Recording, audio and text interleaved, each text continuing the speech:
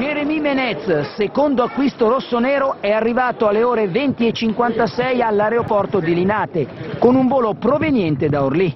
Era atteso da Adriano Galliani, con il quale è salito in auto destinazione solito albergo di Piazza della Repubblica. Alle 8:30 sono previste le visite mediche nella clinica di Via Quadronno, poi venerdì gli esami a Milan Lab a Milanello e poi la firma. Eccoci. Ma ecco le prime parole di Menez. Forza Milan, forza Milan. Contento di essere tornato in Italia? Contentissimo. Che cosa vuoi da questa esperienza al Milan? Voglio vincere come sempre, come ho fatto con PSG.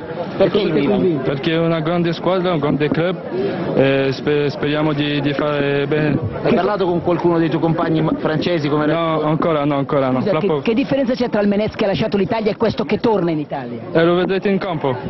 Se ti ritroverai Alex, avete sentito, avete parlato un po'? No, ancora no.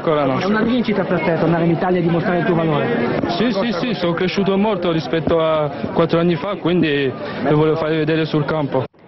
Si è chiusa così un'altra giornata importante per il Milan, che ha visto l'intero staff di Pippo Inzaghi riunito per la prima volta a Milanello. Oggetto dell'incontro, colloqui preparatori in vista della nuova stagione. Presenti Inzaghi con Tassotti e Fiorin, i tattici Matteucci e Maldera, per la parte atletica Tognaccini con Dominici, il preparatore dei portieri Magni, il dottor Mazzoni e il team manager Mentana. È una figura nuova e forse inaspettata. Parliamo di Gianni Vio in giacca e camicia blu, lo stratega delle punizioni che Inzaghi ha voluto fortemente nel suo gruppo. Giovedì alle 18, sempre l'allenatore rossonero, visiterà il museo e Casa Milan con i ragazzi della primavera, con i quali si congederà alle 21 in un ristorante nella zona di Via Monterosa.